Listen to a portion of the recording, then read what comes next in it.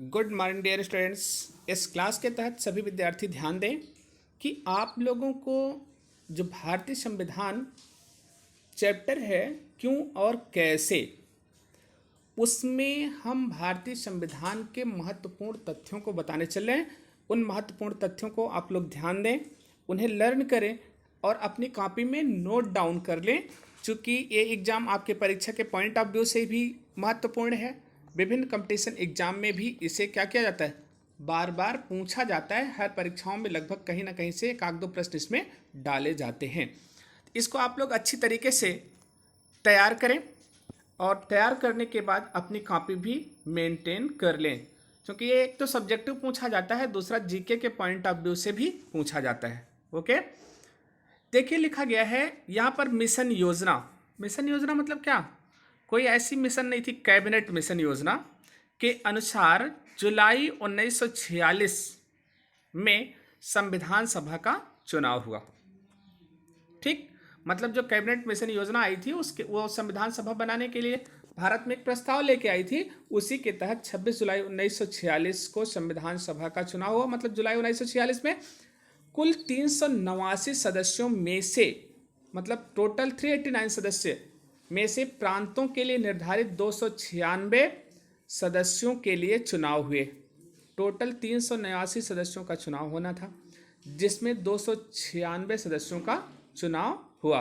इसमें कांग्रेस के कितने थे? 208, मुस्लिम लीग को 73 स्थान व अन्य दलों को 15 स्थान, ठीक है, मिले थे। उसी में कुछ स्वतंत्र उम्मीदवार भी निर्वाचित हुए थे। मतलब जो स्वतंत्र दल थे और स्वतंत्र उम्मीदवार, उनको मिला करके 15 सदस्य। तो कुल मिला के यहाँ पर मुस्लिम लीग का पूछा जाता है और कांग्रेस का। तो कांग्रेस के 208 सदस्य और मुस्लिम लीग के कितने थे? 73।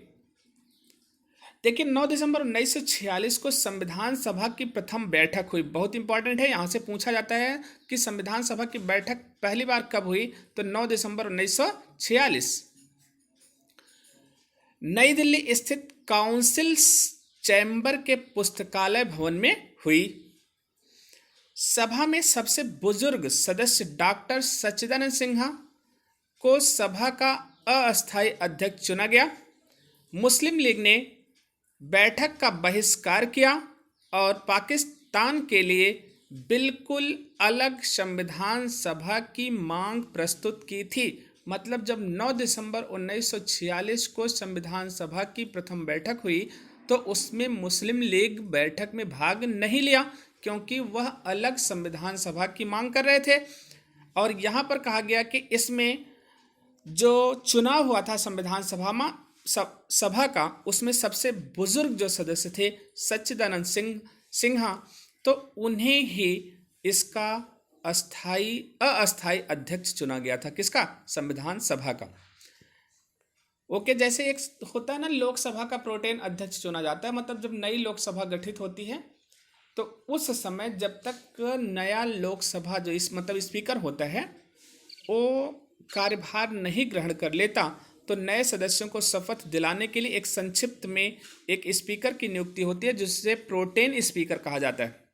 तो डॉक्टर सच्चिदानंद सिन्हा, मतलब जब तक कि चुनाव नहीं हुआ था कि कौन अध्यक्ष बनेगा, उस समय तक के लिए उन्हें अध्यक्ष चुना गया था। ओके, अब यहाँ पर लिखा गया हैदराबाद एक ऐसी देशी रियासत थी जिसके प्रतिनिधि संविधान सभा में सम्मिलित नहीं हुए थे।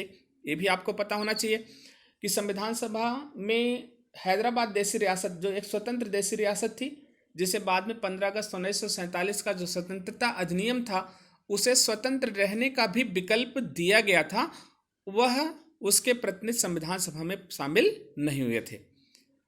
प्रांतों या देशी रियासतों को उनकी जनसंख्या के अनुपात में संविधान सभा में प्रतिनिधित्व दिया गया था। साधारणतः 10 लाख की आबादी पर एक स्थान आवंटित किया गया था। अब प्रांत, देशी रियासत, प्रांत का मतलब जो ब्रिटिश अधीन क्षेत्र थे, और कुछ देशी रियासतें थी वो भी ब्रिटिश के अधीन ही थी, लेकिन वहां पर अब भी राजाओं का शासन हुआ करता था। ओके, एक प्रश्न बनता है कि संविधान सभा के सदस्यों की जो संख्या तय की गई थी, कितनी जनसंख्या पर तय की गई थी, तो 10 लाख पर एक। प्रांतों का प्रतिनिधित्व मुख्यतः 3 सदस्यों की जनसंख्या के आधार पर विभाजित किया गया था। वह समुदाय थे, मतलब कौन? मुस्लिम, सिख एवं साधारण। ठीक, तो इनका जो प्रतिनिधित्व दिया गया था, मुस्लिम थे, सिख थे और साधारण। संविधान सभा में ब्रिटिश प्रांतों के 296 प्रतिनिधियों का विभाजन सांप्रदायिक आधार पर किया गया। सांप्रदायिक का मतलब संप्रदाय के आधार पर, जैसे हिंदू, मुस्लिम, सिख, इन आधारों पर किया गया। आपको बताया गया भारत में प्रथम जो सांप्रदायिकता अधिनियम पारित हुआ था, जिसे हम मार्ले मिंटो सुधार कहते हैं, 1909 के, ठीक है, अधिनियम के द्वारा, मतलब जो परिषद अधिनियम था उसके द्वारा किया गया था। इसमें 213 सामान्य थे, 79 मुस्लिम तथा 4 क्या थे? सिख थे। संविधान सभा के सदस्यों में अनुसूचित जनजाति के सदस्यों की संख्या 33 थी। बहुत इंपॉर्टेंट है, मतलब इसमें अनुसूचित जनजातियों की संख्या कितनी थी? मतलब शेड्यूल्ड ट्राइब्स 33। संविधान सभा में महिला सदस्यों की संख्या मात्र 12 थी। इसको भी आप लोग याद करिएगा। अभी बाद में इतिहास पढ़ते हैं तो आप लोगों को मिल जाता है कि उनका नाम भी मिलता है कि कौन कौन महिलाएं थी। 11 दिसंबर 1946 को डॉक्टर राजेंद्र प्रसाद संविधान सभा के अस्थाई अध्यक्ष निर्वाचित हुए। एक बार बताया गया, अस्थाई अध्यक्ष डॉक्टर सच्चिदानंद सिन्हा, जो कि सबसे बुजुर्ग संविधान सभा के सदस्य थे, और अस्थाई 11 दिसंबर 1946 को किसे किया गया? डॉक्टर राजेंद्र प्रसाद को संविधान सभा का अस्थाई अध्यक्ष चुना गया। ये सब याद करने वाली चीजें हैं। संविधान सभा की कार्रवाई 13 दिसंबर 1946 को जवाहरलाल नेहरू द्वारा पेश किए गए उद्देश्य प्रस्ताव के साथ हुई। आप लोगों को प्रीमेम्बल हमने बताया, प्रस्तावना, ठीक, और प्रस्तावना जो संविधान का दर्शन है, इसको संविधान सभा में 13 दिसंबर 1946 को पंडित जवाहरलाल नेहरू ने पढ़ के सुनाया कि हमारी संविधान सभा का पर्पज क्या है, उद्देश्य क्या है, वो किस प्रकार का संविधान बनाना चाहती है। ओके, 22 जनवरी 1947 को उद्देश्य प्रस्ताव की स्वीकृति के बाद संविधान सभा ने संविधान निर्माण हेतु अनेक समितियां नियुक्त की। अब इसमें कौन कौन सी समिति थी? मतलब समितियों के आधार पर कार्यों का डिवाइडेशन कर दिया गया कि ये समिति कौन सा कार्य करेगी, कौन समिति कौन सा कार्य करेगी। तो इसके आधार पर प्रमुख समितियां बनाई गई। पहला है वार्ता समिति, दूसरा है संघ संविधान समिति, प्रांतीय संविधान समिति, संघ शक्ति समिति, प्रारूप समिति। तो मतलब इन समितियों का नाम लिख लीजिएगा।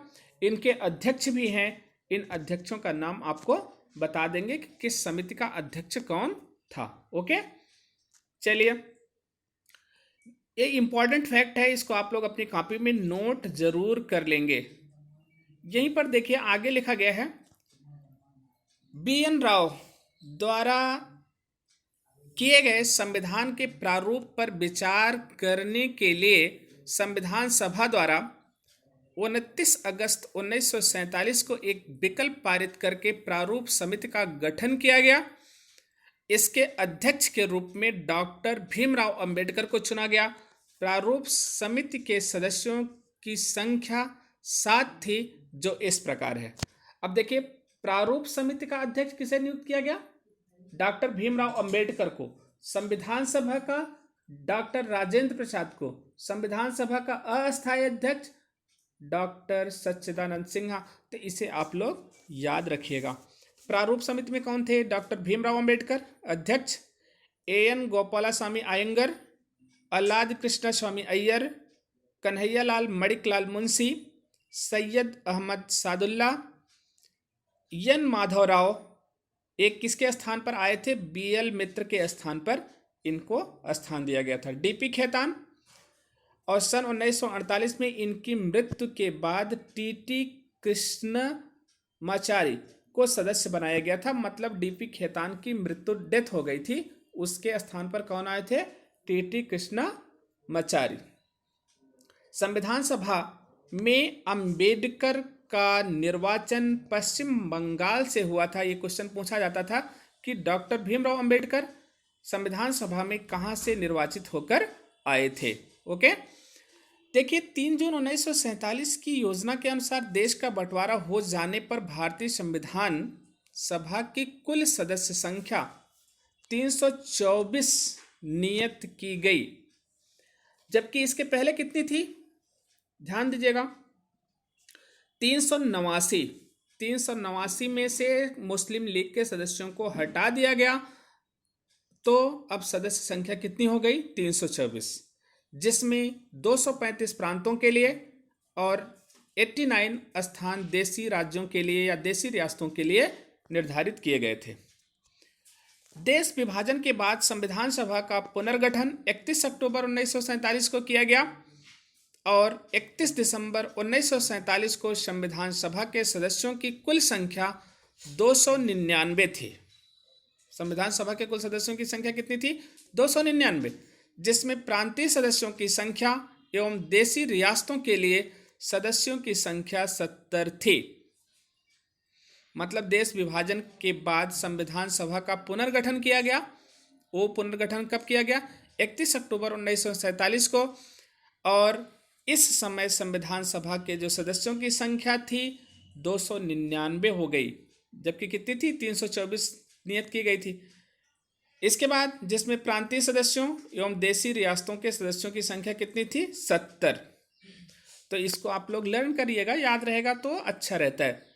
प्रारूप समिति ने संविधान के प्रारूप पर विचार विमर्श करने के बाद 21 फरवरी 1948 को संविधान सभा को अपनी रिपोर्ट पेश की। तो अपनी रिपोर्ट प्रारूप समिति ने कब पेश किया, संविधान सभा में 21 फरवरी 1948 को। संविधान सभा में संविधान का प्रथम वाचन, मतलब पहली बार जो पढ़ा गया, 4 नवंबर से 9 नवंबर, मतलब एक दिन में नहीं, 5 दिन में, 4 नवंबर से 9 नवंबर 1948 तक चला। संविधान पर दूसरा वाचन 15 नवंबर 1948 को प्रारंभ हुआ, जो 17 अक्टूबर 1949 तक चला। संविधान सभा में संविधान का तीसरा वाचन, मतलब तीसरी बार जो पढ़ा गया, 14 नवंबर 1949 को प्रारंभ हुआ, जो 26 नवंबर 1949 तक चला, और संविधान सभा द्वारा संविधान को पारित कर दिया गया। इस समय संविधान सभा में 284 सदस्य उपस्थित थे।